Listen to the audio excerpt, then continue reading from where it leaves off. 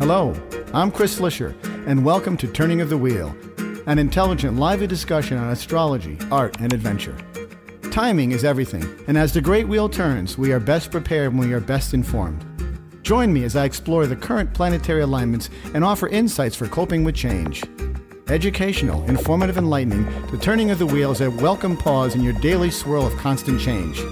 Through intelligent discourse, inspired guests, and educational segments, I will help to enlighten your knowledge of astrology and guide you to accept change as the great wheel of life turns. Call in with your questions and speak with some of the greatest visionaries in the time-tested practice of astrology. Turning of the Wheel, Astrology, Art, and Adventure with Chris Flisher, each week on Turning of the Wheel podcast.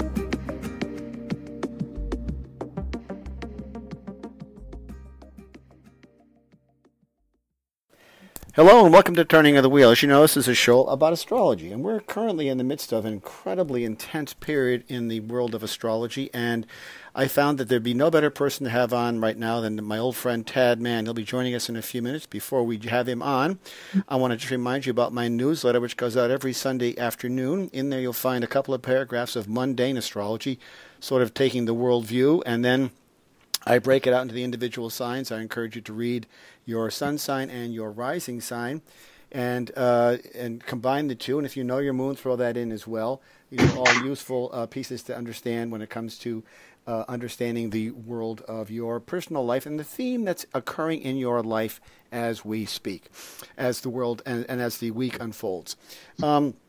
So our topic for today is, where are we now and what do we do? This sounds like an ominous kind of questions, but they are what we're looking at right now. We're in a very sort of fractious time. We see a lot of energy bubbling up in and around the United States in particular, which is where the eclipse will be occurring in a couple of days. My guest today is Tad Mann. His website is atmann.net. He's an astrologer of high regard, an author also of high regard, an artist of high regard, as well as an architect. He's one of the perennial deep thinkers that I always reach out to in times of struggle and strife. Sorry about that. But he's the one I always reach out to because he seems to have the best view of where we're going. So welcome to the show again, Tad. It's great to have you on, as always. Thank you, Chris. So where are we? I mean, we are in an unusual time. And, you know, even though the astrology supports it, we've got to look for that silver lining somewhere out there. I agree. I mean, I think it's funny. I do a newsletter also at atmann.net. And what I notice because I do a newsletter for each new and full moon. Mm-hmm. And what I've noticed over the last 4 or 5 or 6 months is that by describing the nature of those charts, the full moon and new moon charts, that the qualities I'm describing, I intend to be like a general set of circumstances that people can use to guide their actions. And since I get feedback from quite a lot of people, it basically resonates with and or provides a kind of correlation or collaboration of how a lot of people are feeling. Mm-hmm. So when you have, for example, Neptune, which we know is in each sign for about 15 years, is really very powerful because it just simply doesn't go away. Right. And Neptune being in its sign Pisces describes the fact that there are all kinds of things going on that we just don't know about. And it's about the issue of truth versus untruth. And so I'm actually writing about charts, and I know that a lot of people interpret it as me talking about the president. Mm-hmm. Interesting. or referring it to political circumstances, almost as though instead of the president actually being the one who creates these events, that he's simply a response to it. Ah, interesting. Yeah. And I'm kind of flipping the whole argument around on its head. I mean, I don't happen to agree with anything that he does particularly. However, I also do feel that he really is a very powerful symbol of the time, because it's like there's a dissolution of fact, of true information, and so on. I mentioned to you a moment ago, as a way of doing a little research for this program, I just began looking at YouTube and seeing what people are saying about this, what they call the Great American Eclipse. Mm-hmm. And particularly since Mercury is retrograde right now, which is also about issues around truth, when you get Neptune in the sign Pisces, which is about water, it's the sign that Neptune rules and governs things like misadventures or lying, or fantasy and reality colliding, or misdiagnosis, weakness, miscommunication, misunderstanding are all characteristics that are associated with Neptune. So it really is kind of bizarre for me because I'm not really talking about the government, but I am seeing that the way the world is right now, it's very, very difficult to know what's real and what isn't. Right. That's the veil of Neptune. Lead into that. I'd like to just lead into that and hear your opinion about it, because I think it's actually a very adequate kind of reflection of what's actually going on. Well, it's interesting. I had not, I've always paid attention to Neptune, and I think that your recollection of it and your estimation of where it is and its impact is very real, because I equate it to the Neptunian influence to that time during the Republican National Convention when Donald Trump finally came out on the stage in this bank of fog. And to me, that was like classic Neptunian, archetypal, Neptunian symbolism, if ever there was thing. It's the fog of illusion. It's kind of like this bank of fog, and here emerges this character who is anything but truthful. And yet, so the astrology is actually very supportive of the times that we're in, and the whole concept of the fake news and what's real, what's not real, all are completely accurate for where we are right now, which is disturbing on one sense, but very, very validating when it comes to the accuracy of astrology, I will say. But I've been focusing more on the presence of Pluto over these last several years and going forward, because of the fact that we're coming up on our Pluto return, and we do seem to see, literally and figuratively, a dissolution of the Great American Union, slowly crumbling at his hands in some ways. And since he is the leader, we sort of look to him as the sort of the figurehead for what we're coming forward, what we're aiming for, and where we're headed, I should say, rather. And that great fall. As we head closer to the next election, we're going to see Saturn, Jupiter, and Pluto all in tight conjunction, and that's got to be something has to do with correcting the ship at some point. Yeah, I think also that just a belief that I've had for quite a few years, actually quite a few decades, is in a strange way the sense I get, because Neptune's been in Pisces for the last 10 years or more. Yeah. Mm-hmm. So it began maybe with questioning where Obama was born, and just it's almost like it's almost as though unconscious forces are beginning to seep through into what we've considered to be reality, and a number of things you can draw conclusions about in respect to that. One of them might be that the nature of reality is literally changing. But also, it's funny because, educational standards have dropped precipitously. Articles recently, things like men's sperm count in the U.S. has declined by something like 25% in the last 25 years. Huh. And this is true throughout the West. So it's almost as though I began thinking of a term I used in a book I wrote years ago. I called it the phenomenon, the revenge of Gaia. Oh, yeah. Interesting. By misappropriating the feminine dynamic, mm-hmm. that what you get is you begin getting a dissolution of the patriarchal world. But that's long overdue, don't you think? That's kind of long overdue, and it's coming into terms now. Absolutely. That's exactly what I'm saying, right. Meaning that there are many ways you can look at these things. You can look at it on a local level, which is what's going to happen in the next days, or in the case of solar or lunar eclipses, the time period some people say is, until the next set of eclipses next February, which is 6 months away.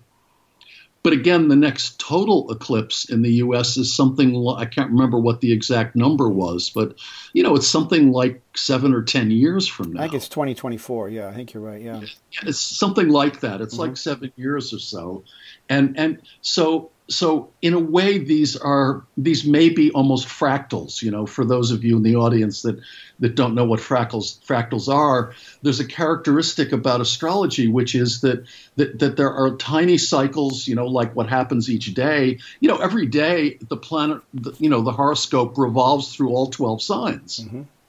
So every day is like a microcosm of what's happening each month, of what's happening each year, of what's happening each planetary cycle you want to look at. Yeah. So I'm just seeing a lot of images like this on all kinds of different levels. It's like when there's a particular interest in America in lessening the number of people who go to college by making it unaffordable. Right. That's the dumbing down of America in all ways. It's really absolutely. It's the dumbing down of America. And I always thought I was an American history scholar when I was in high school in Rochester, New York. And a group of us, my friends thought I was crazy because it meant after going to school for 5 days a week that on a weekend I would go to these events, where a group of us, a selected group of like 15 of us or something, we're studying American history. And I was like 17 at the time. And I began thinking, by just being aware of the way America works, that I could foresee a time when democracy would choose the lowest common denominator. Mm-hmm.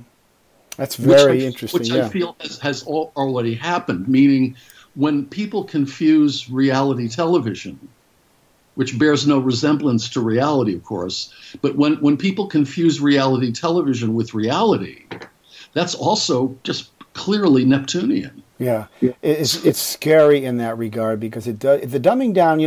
If you think of the idea of group process is the idea that any entity is only as strong as its weakest link. That is what you're essentially talking about, and we are all reaching that point through some weird construct of the internet, the social media, the cell phone, generation that we're living in, because it does compress everything down. Even language is being compressed to, abbreviations, and a number of these things are being compressed in a number of ways, which then, of course, and now with the media being able to be open to anybody can generate whatever they want in the way of digital media, ourselves included. There is this ability to inject whatever bias they want to inject, which does slant the whole conversation in one direction or the other. It does, and I just saying all of this because in my mind, as you well know, we're both astrologers. We see clients on a regular basis. We write newsletters. So we're always kind of looking at the individual picture, but we're also looking at the big picture. Mm-hmm. And what I'm seeing is this kind of Neptunian influence, especially since the asteroid Chiron, which is often called the wounded healer, shows that not only is there an issue of structures dissolving, which is what Neptune often also governs, but also the idea of this wounds a lot of people. Chiron was the centaur god of the Greeks, the god of healing, who brought healing to humanity, and in exchange, he was relieved of his omnipotence, and he ceased to become a god. Mm-hmm. So I feel it's kind of interesting because with Chiron and Neptune being together, as they have been for quite a while, what you get is that this sense of authority in the Western world is dissolving also.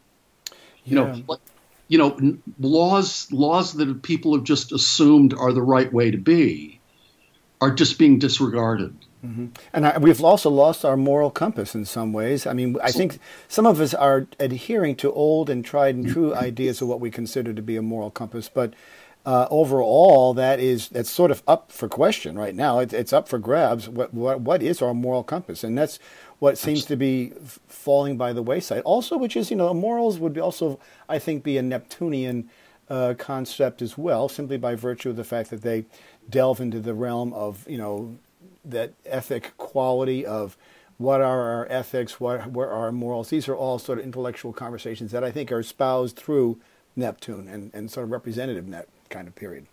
No, absolutely. I agree with you. And also since Venus, which is also values, has made, aspects with Neptune recently, is like it's about to go into a sesquiquadrate, which I consider to be the semi-squares and sesquiquadrates of 45 degrees and 135 degrees as conditional aspects. That the values are incredibly conditional at the moment. It's like I look and I think, well, there's actually, although, I express certain views about politics and so on, I also see a dissolution happening on both sides of the aisle. I would agree. Yeah, that's one of the major problems. As a result of a vacuum on one side, the vacuum is filled by the presence of the other, and that's a very accurate depiction. I mean, that certainly does qualify, because I do see the Democrats are struggling to find their voice, and they've got a perfect opportunity to strike. While they couldn't have a better opportunity to strike, and yet they are foundering. They're struggling, trying to find what's wrong, what's right here, and it's really disturbing. I mean, they're trying to find an identity, and they're finding it very difficult to do so. And it also is interesting.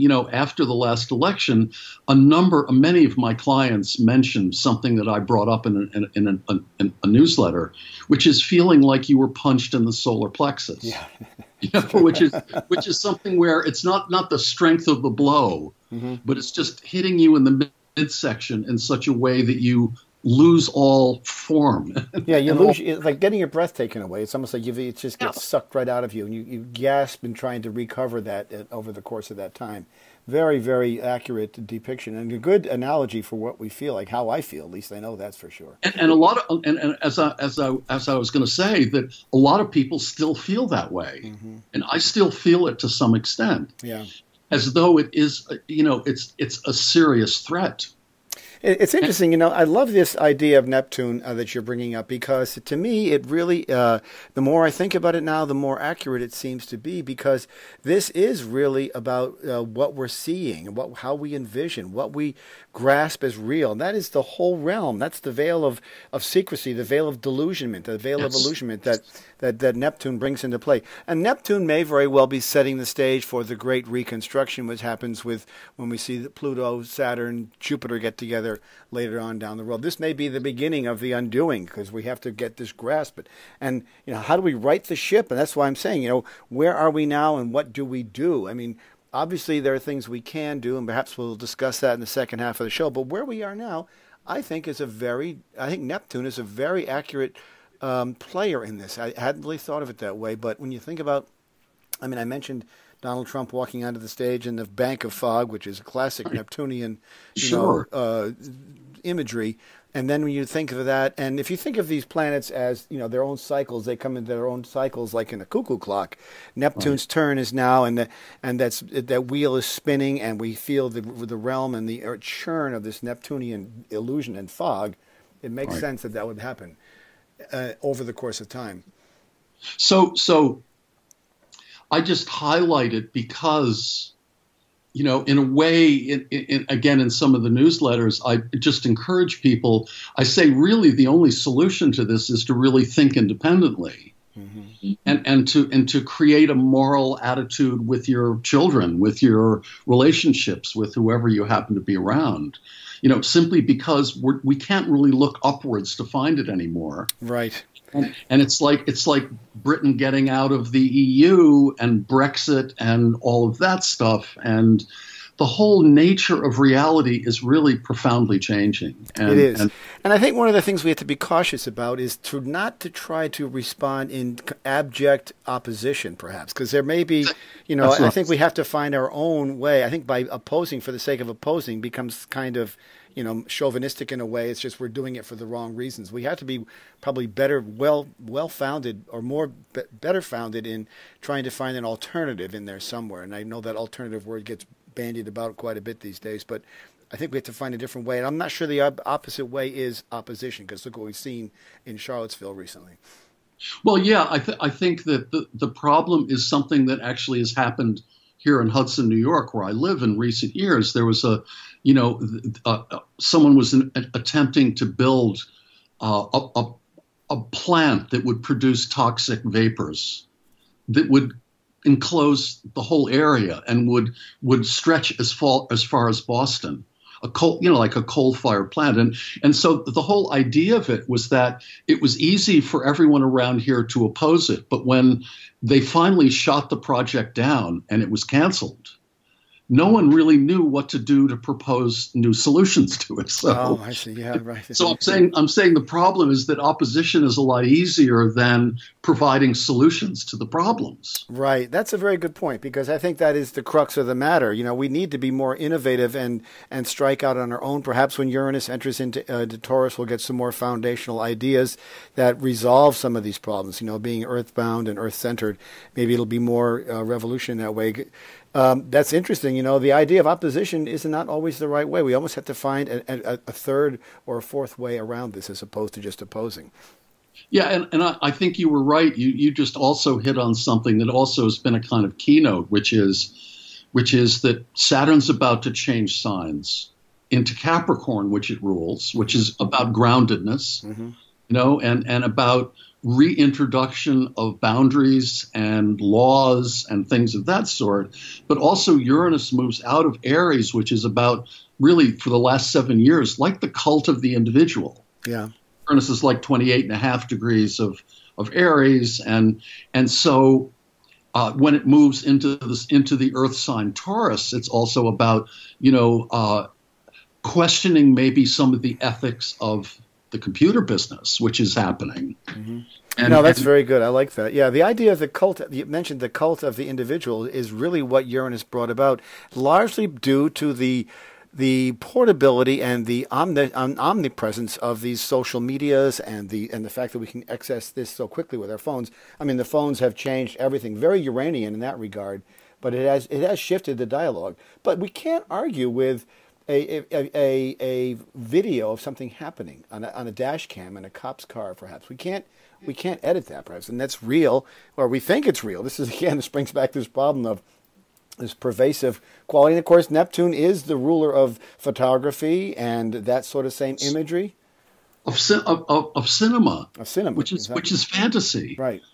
It's also now they're so close to being able to create digitally created films and environments and characters that it's like whenever whatever Neptune passes through, it kind of has the impact of dissolving, and I really do see that dissolution. It's like I look at Instagram sometimes, and yet what you see these days is like there's a cult of the selfie.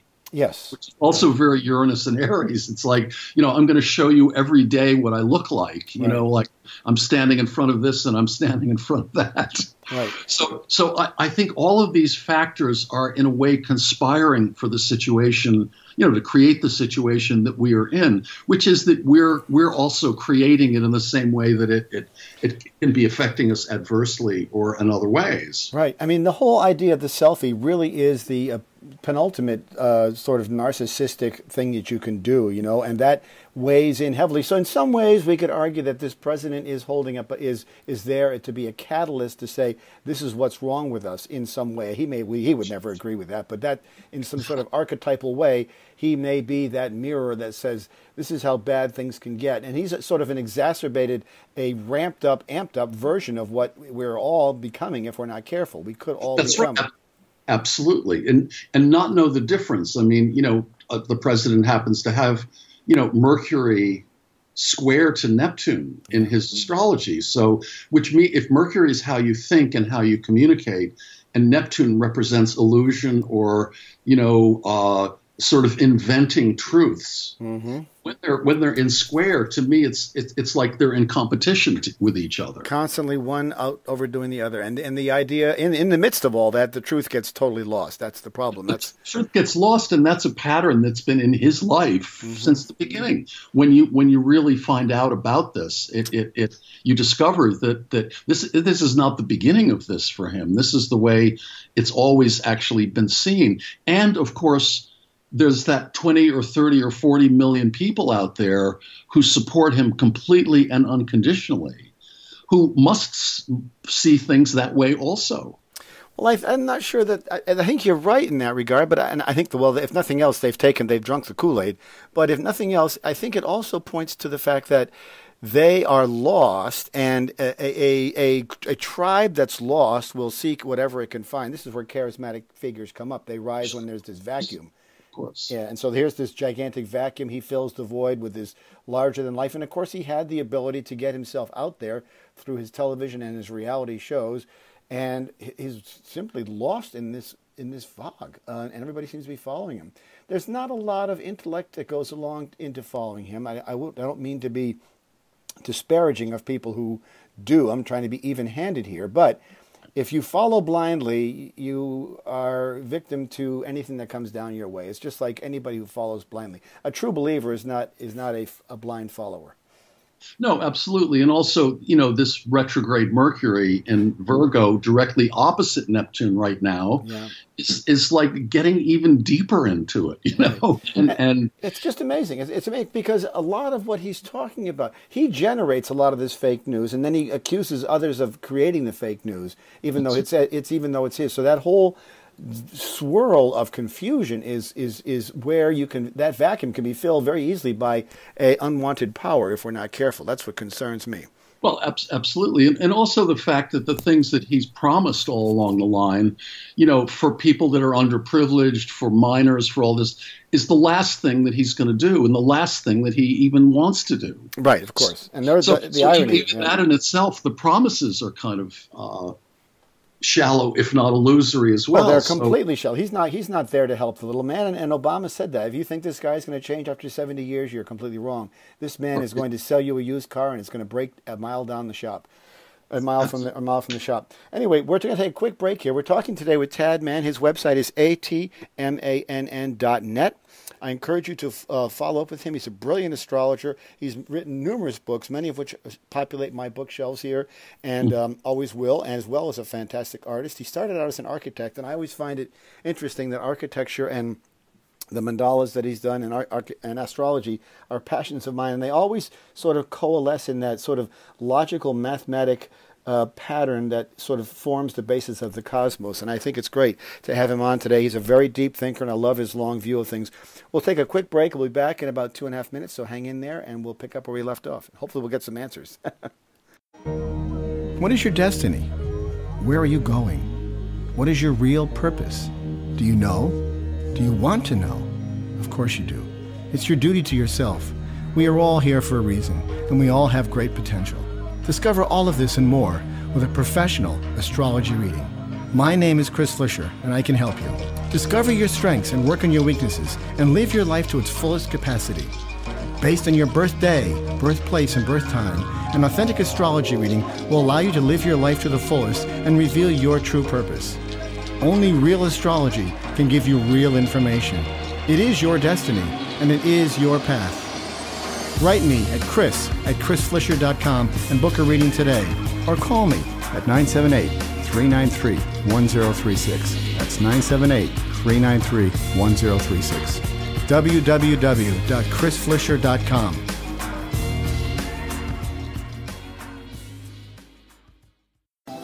Astrology is the science of spirit, and it can serve as an invaluable aid in making the difficult choices in life and seeking truth in all the directions we choose. It holds the potential to allow each of us to evolve to our highest potential. It is the logic of the universe, the code of existence, and the pathway to true wisdom. It is our duty to draw from it the instructions for our lives and to live them to our fullest potential. As the great wheel turns, we are best prepared when we are best informed.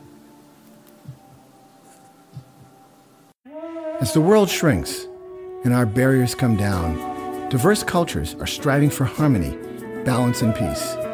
To ease the transition, we need to expand with color, light, and tolerance. Now, you can become a global citizen and embrace the color and clear spirit with the divine artwork of the mandala.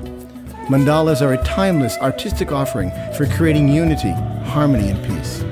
My name is Chris Flisher, and I've spent years creating mandalas, and they are now available online at www.turningofthewheel.com. Come and experience the world of color, form, and function with t-shirts, coffee mugs, note cards, and limited edition prints. These vibrant, lively paintings and products express optimism, oneness, and spiritual balance for all who use them. www.turningofthewheel.com. That's www.turningofthewheel.com. And enter a world of possibility and color.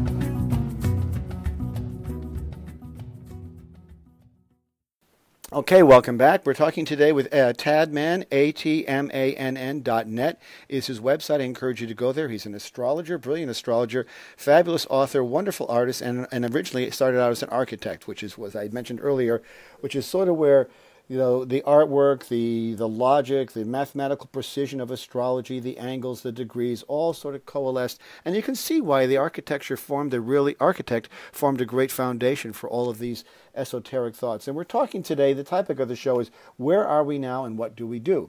And we started out, as you know, talking about the idea of Neptune, which I had not really given as much thought to as you have, and I'm glad that you brought that up, because it really, I thought of this situation as having Neptunian qualities, but I didn't see it quite as the sort of the bearer or as the harbinger of what's going on. But now that I think about it, it really is incredibly accurate and precise with regard to that, because of what Neptune does and what it espouses and what we're mixed in this swirl of right now. Right. Well, it's also interesting because as you are, I'm in touch with other astrologers, and I went to an NCGR meeting, the Mid-Hudson Valley, in Poughkeepsie on the weekend, and an astrologer from New York, who I don't know very well, called Faith McInerney, gave a talk about Neptune and Chiron in the context of literature and the arts and things of that sort, which I thought was absolutely fascinating, because the point she was making kind of echoes what we're talking about, which is that when a particular person has a certain aspect in their chart, like in this case, it was particularly difficult aspects between Neptune, which is illusion and illness and things of that sort, and Chiron, which is also about woundedness.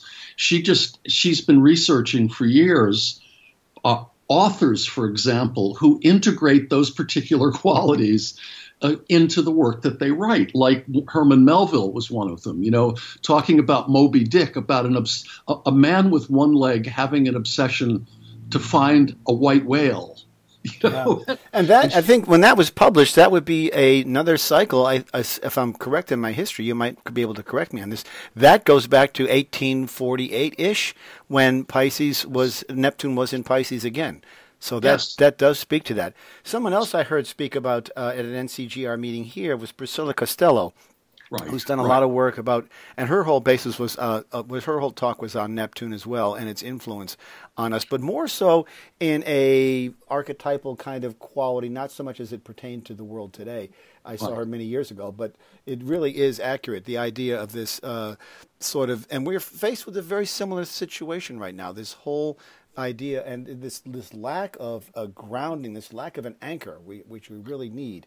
And so, we have to say, if we're made aware of the fact that this is a prevalent thing and this is what we're supposed to be seeing, we can argue or we can rationalize, well, this is how it's supposed to be right now. We're supposed to be confused. We're supposed to be lost in the woods, so to speak, but that also, this may be a harbinger of what's to come, and this is where the great correction comes in down the road for this, which I think will happen. I hopefully hope it will happen.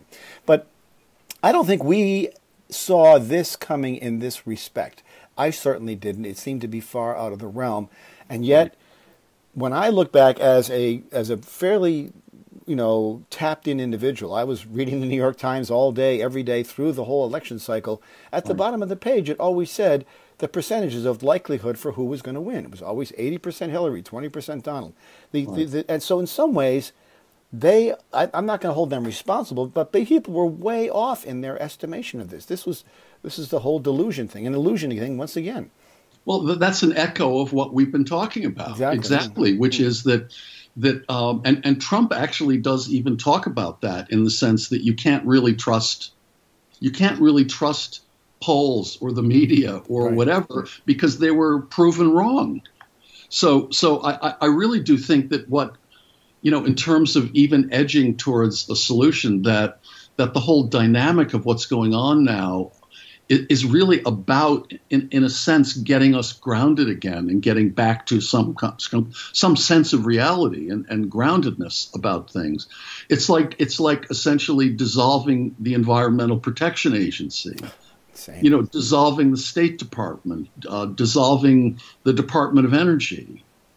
These are all things that you really wonder, what's the motive behind? I keep wondering, because we don't really know why this is coming about particularly, because it doesn't seem to solve anything.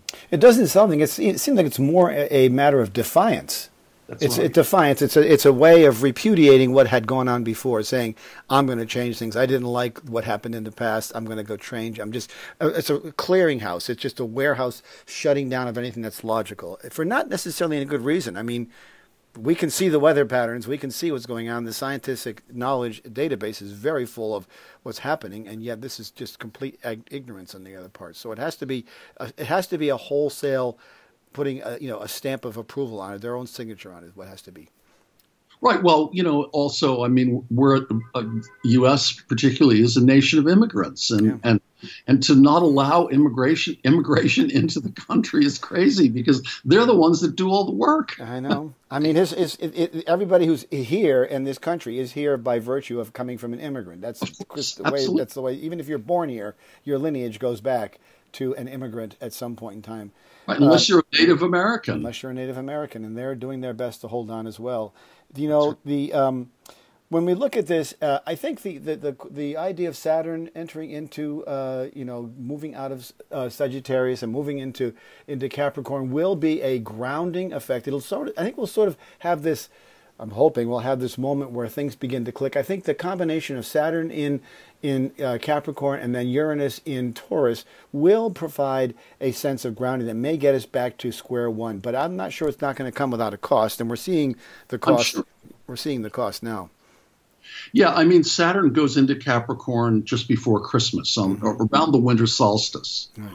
Which is kind of interesting, and and the whole dynamic of it, I think, will change. But will these fundamental shifts that have happened in the recent months, will they change? Is really the big question, and I'm not sure that that's going to be the case. What would you think it would take? You think it would take some sort of major?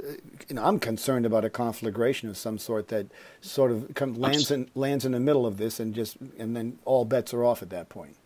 Right. Well, as you know, that the kind of mythology, but also the history of eclipses, particularly total solar eclipses, are really quite profound, because it's always said that they affect kings. Mm-hmm. In ancient cultures, It was always the king who was the target, because the king was the country. And he's setting himself up as the target and could very well go down. What I find interesting about this eclipse is that it bisects the United States. And so we are a country divided. Here's the solar eclipse running right down the middle of the damn country, dividing us in some capacity. Again, it's symbolic, it's archetypal, it does speak to the current themes. I mean, this is where astrology really works. If you study astrology, you see these long-term trends, you can't help but marvel at the accuracy of what's happening right now. It's also being split north and south. North and south, just as it was in the Civil War. A flood of books about the Civil War and about Abraham Lincoln and all kinds of things, like saying, or Trump just even saying the other day, as though he just discovered that, that Jefferson and Washington had slaves. Right. The kind of absence of historical education is also pretty prominent in this case. But the fact that it's a north-south split, because it goes right across,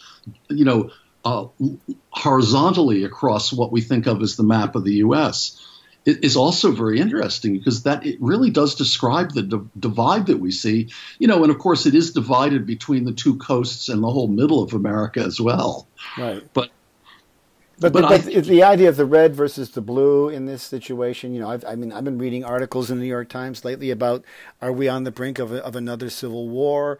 I mean, I think if we go back in time, I was trying to do some research on this earlier about when would be the last cycle. When did the Civil War really begin? We know it started in 1860 when the firing of Sumter, but prior to that, the groundwork for that had to start 7, 8, 9 years before that. So you go back to 1853, which I believe I did the calculation the other day. I think that is a Neptunian cycle, if I'm not mistaken, or it is another cycle that relates to that time and place. I'm going to try to figure it out while we talk here. It's funny. I'm doing some calculation as well. Yeah, I'm wondering what it was. Because I remember it was like 1853, and it's 164. So that is a Neptunian cycle. So if we look at, that's interesting, because 1853 minus 2017 is 164. That is the cycle of Pisces. That is the cycle of Neptune, rather, in Pisces. So that would be at that same time, which I think speaks to your thing about Moby Dick. I'm not sure when Moby Dick was written, but I think it was... It's around that time. Around that time, yeah. You know, and it was interesting because there are all kinds of issues around alcoholism and abandonment. And, you know, so the themes in Melville's life actually echoed what he was writing about, but in a highly masked way. Mm-hmm. And in a sense, I see something very similar. It's like, look at the movies that are popular these days about vampires, about zombies. I mean, Game of Thrones. It's all about fantasy. It's like you walk down the street and you're essentially in zombie land already because everyone's got their face in their phone. And if I know my history well enough, that is around the time that Edgar Allan Poe existed, and he was an opium addict. And opium was legal, I think, in some places. You could go to an opium den. Cocaine was legal, and now we have an opioid crisis, again resurfaced in a major way. That's an interesting parallel, if ever there was one, because absolutely, where did that come from? I mean, and this is the fascinating piece about astrology. It has this recurring cycle. We know that time is a helios. It's like a gigantic corkscrew, and so the events happen again. They just happen down the road further in a new context. So if this is an accurate, and maybe one of the people listening will do the research and get back to one of us about if opium, I'm pretty sure opium was legal back then, and here we are in the midst of that. That would be a very strong Neptunian component, because Neptune is all about escapism, and there is a rise in opioid use. There's a rise in alcoholism in the United States right now.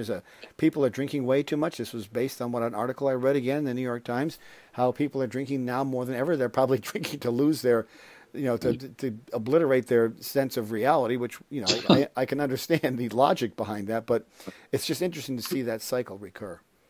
Well, yeah, I've been interested recently in doing astrological research into autism and high functioning Asperger's. I remember that. Yeah, I remember that. Which we've talked about before, but it is fascinating. I've been discovering unusual facts which I think really bear on where we are now.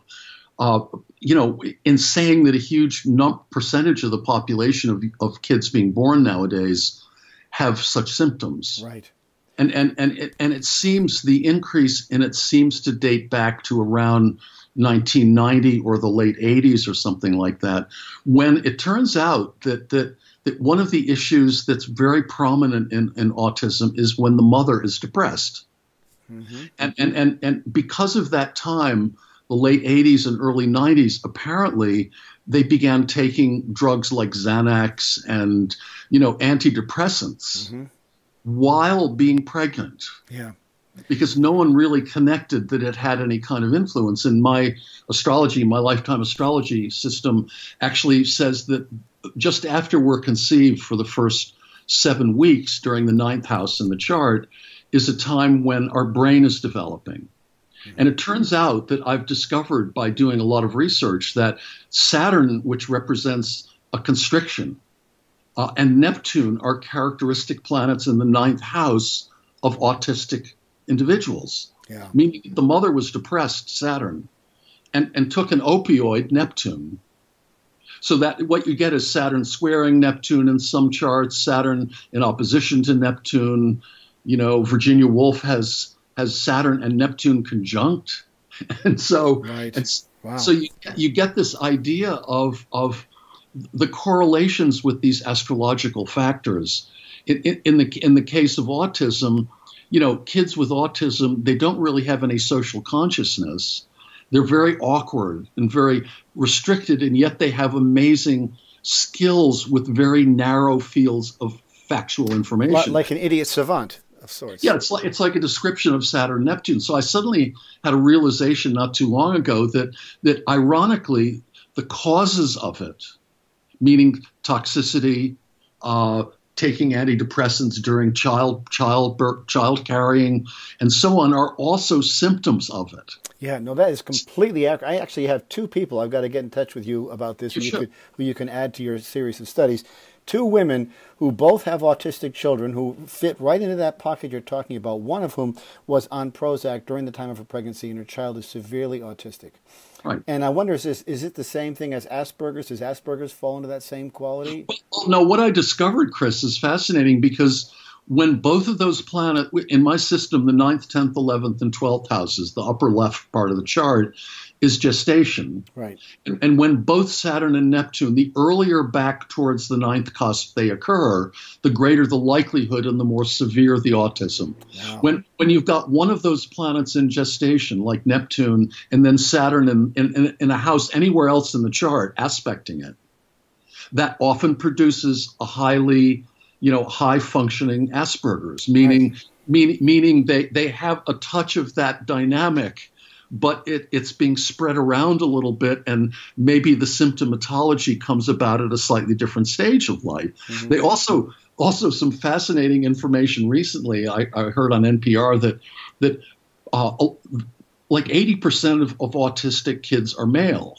Ah, interesting. Yeah, I think that's true. Yep, I think that makes sense. Yeah. The program was about the fact that there are probably an equal number of potentially autistic or Asperger women, except women or young girls have a much better ability to copy what they see other people doing and wanting to make social contact, whereas boys are awkward and don't really get it. So they're saying that women have a far superior ability to kind of compensate. Yeah, and that sort of makes sense if you think about it. And this is really sort of an epidemic that stems from that period. So it'd be interesting to hear how that rolls out as you get deeper into it. But I think you're going to find these two people that I can put you in touch with will definitely be add to your pool of knowledge. But that's an interesting concept, because that is an epidemic. It's an epidemic of that time, and this rise of depressives and depressing people who are depressed and depression medicines has also led to this sense of disillusionment and the sense of that's what I'm saying, not understanding what's going on and where are we and how do we get here and what is causing this. And it could very well be that this is a distinct byproduct of this whole period. Absolutely, that's what I'm saying, which is that I think the undercurrent to what's going on now is something that's been forming for quite a long time, and that it really does tell us a lot about not necessarily the resolution of it, but it does tell us a lot about why our particular value system began to fall down a bit, whether it's the big pharma, whether it's about toxicity in our food, whether it's about, the fact that education suddenly costs, $35,000 a year to go to college or something, and so on and so on, that a lot of these dynamics are really very powerful. I gave a talk to a group of astrologers last year at ISAR, and it was interesting because some of the more prominent astrologers I know came up to me afterwards, kind of showed me a chart and said, "Do I have any high-functioning Asperger's?" Which I thought was hysterical. Yeah. Were they younger? No, they were all kinds of ages, but they were very curious because there is a Neptunian aspect to astrology, as we know. Of course, yeah. But what I'm really saying is that what it shows me is that astrology becomes more and more validated in a way by integrating these views that we're talking about now with collective behavioral patterns. Mm-hmm. And with individuals that have really direct connections to these kinds of principles. Of course. And the more empirical data we have, of course, the stronger our case becomes. And we are just gathering more data by the second. And that is fascinating in itself. But, this idea of Neptune, I think that we would not see a change, per se, until we see the transit of Saturn into Capricorn, inching closer. And, of course, then there will be the trine of Saturn. Well, I guess it won't be. It'll be yes, it will. It'll be a trine from Saturn to Uranus at some point in time, which could be the corrective action and Uranus delivering things unexpectedly in some foundational way may be the precipitating point that gets us off this delusional track that we're on. And the influence of Neptune becomes less so. But, you know, I was all during the course of the election and the campaign, there was the Saturn-Neptune square all during that time. And I always associated Hillary with the Saturn because she seemed to be more responsible, and Trump, of course, being the delusional guy he is, fit the Neptune character. That square, I thought that square was going to come out, you know, sort of like a gunfight at the OK Corral, which it did. But I always was of the opinion that Saturn, being a stronger presence, would have won, if for lack of a better term. I know I'm simplifying what I'm saying, but I was of the impression that Saturn would have risen to the occasion because we had to do the responsible thing. But I guess that you know, these things happen when there's tension, and the tension perhaps wasn't there yet, or we had to go through this path in order to see where we're going. There's this whole idea of a pendulum too. We have to go so far one direction before we can get jettisoned back the other way.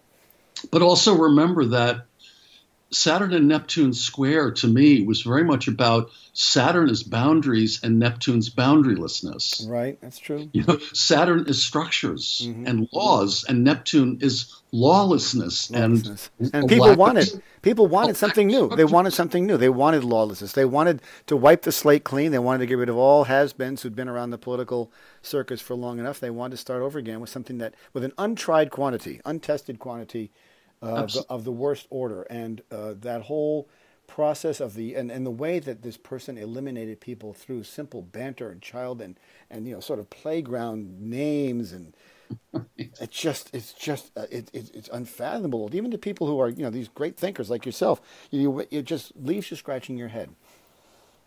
It does. There's no question about it. And you know, in Saturn Uranus, which is going to take a while to happen, but also, you know, we've got to look forward to Saturn passing over Pluto as well. Oh, I know. And what will that look like? I mean, does Saturn? Well, that'll look like the next election cycle is what that will look like, because in about 2 years. Yeah, no, like 2020. 2.5 years, when the next election cycle is happening, is when Saturn will be catching up with Pluto in the end of Capricorn. So that is a good way to sort of wrap this up, because I see the presence of Saturn as I personally love Saturn. I'm not saying I love Saturn, but I appreciate Saturn's role in the chart as being somebody that forces you to get your job done. You'll get the reward. I do too. But I don't think of Saturn as being a malefic planet so much. I think of it more as thank God you got Saturn in your chart to keep you honest. That's right. And so I think that when that and Pluto get together, I'm wondering if that corrective action will be, yes, we will be reconstructed, but we'll be reconstructed in a way that perhaps doesn't allow this to happen again. That may be the pot at the end of the rainbow, is that we have to wait to get there.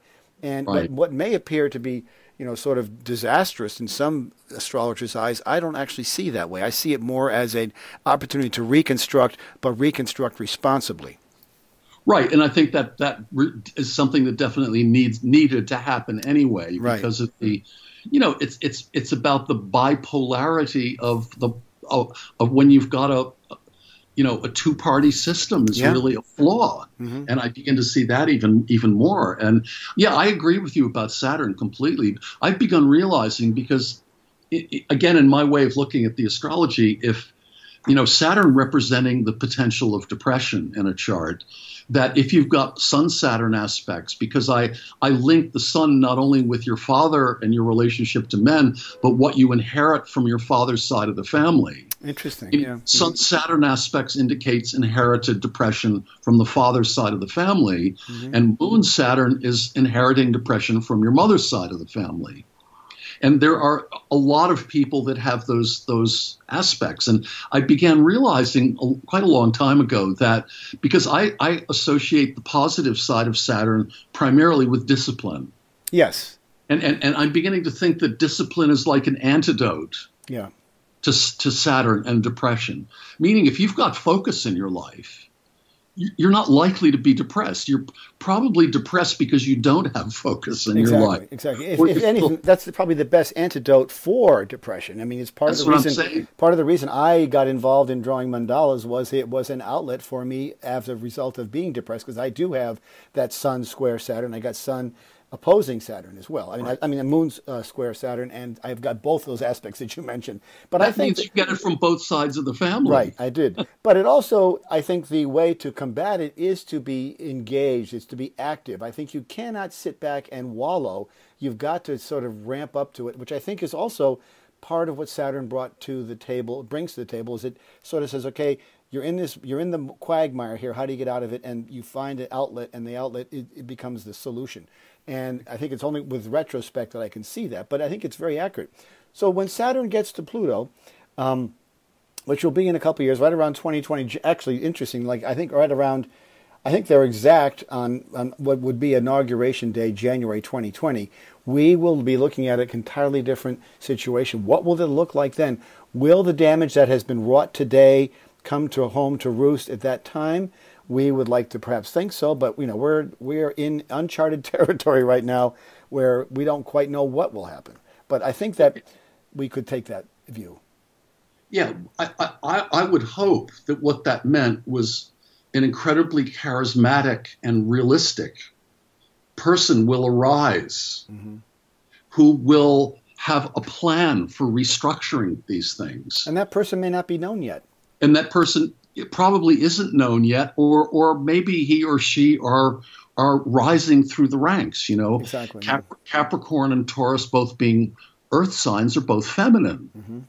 I would love to see a really, a different kind of, not a Hillary at all with her baggage, right, but rather to see an incredibly strong woman arise and, be able to really transform. I think the time is coming. We've seen it in popular culture. We know that the role of women in powerful roles has become more prevalent lately than ever before. We see it in Game of Thrones with the big major female characters that are there. We see it in House of Cards even. These are all, and Hollywood has always led the charge of what history is coming to. It's unbelievable. But these roles, these strong feminine roles are rising up, and I think we're going to be, that's who I think the next person will be. It will be a strong female who will set us straight and sort of say, clean your room up before you go out to play. My most recent book proposal is called The Serpent's Dream, and the subtitle is Symbols of the Divine Feminine and the Power of of Women. And the idea of it, you paint mandalas also. You're also an architect at some level. That what's interesting is that I thought with the women's kind of revolution that happened in January, the marches all over the U.S., including my sisters and women friends and so on, the best symbol they could come up with was like a little pink hat. Right. And I'm thinking symbols of the ancient feminine before the patriarchy were snakes and dragons and serpents. Like the Medusa with snakes in her hair, and because men were terrified about feminine sexuality and so on. So I really think that whole symbolism is something that's really coming into being, and I'm proposing in this book, if anyone will publish it because it's written by a man, that the whole idea of why doesn't that feminine principle adopt symbols like the way the medical profession adopted the caduceus, as a symbol of healing power, and really embracing that kind of shadow of our society. Yeah. Saturn Pluto really being a kind of engagement with the shadow of the whole country. I think someone's going to have to deal with that issue in order to really break through this boundary. Well, I think I know you're being somewhat flip when you're saying it coming from a man, but I think that would be the appropriate place for it to come, because I think many of us have a strong feminine side that is coming to our own at the same time, and all the more reason to pay it credence. If anything, it might open more doors for you. Well, that's right. Well, we've both been parents. We've both been single parents. Yeah, exactly. And we do know what it's like to mother. We know what that's like, and the responsibilities of it, and the difficulties of it. And I just think that, come on, women out there listening to this, you need to really start getting your acts together, because we need you. And we're handing the ball off to you, so that's the way it goes. Exactly. Well, we've run out of time, as I thought we would for sure. Unfortunately, we could go on for quite some time here. But my guest today has been the one and only Tad Mann, A.T. Mann, His website is atmann.net. I encourage you to get there. He's an astrologer, an author, an artist, and an architect. He's best known for my favorite book of his is called The Round Art, which is basically how I delved into astrology and sort of answered a lot of questions. But he's got a number of great books out there about sacred landscapes, the secret language of trees. He's a very esoteric, broad-reaching man with a great sense of greater perspective and a big thinker. And it's always great to have you on. So I appreciate your coming on today, Tad. Again, atmann.net is his site. I encourage you to get his approach to astrology is unlike any other, and it goes back to the gestation. And so I think that it's very wise for anybody out there listening to take that into account. It might answer more questions than you realize, and it's incredibly accurate. And I did reading years ago with him and was just blown away. So I encourage you to look into that. It's well worth the effort and time. So thank you so much, Tad, for coming on today. It's always great to talk with you. We could talk for hours, but we just ran out of time. So atmann.net is his website. Thank you so much, Tad, for coming on today. You're welcome. It's a pleasure, Chris, always. Oh, and we'll great. be in touch again, maybe. We will, yeah. You've been listening to Turning of the Wheel with your host, Chris Flisher. To schedule a reading with me or to order artwork, you may visit my website at www.turningofthewheel.com. That's www.turningofthewheel.com. Or you can call me at 978-393-1036. Thank you. And as always, be open to possibilities.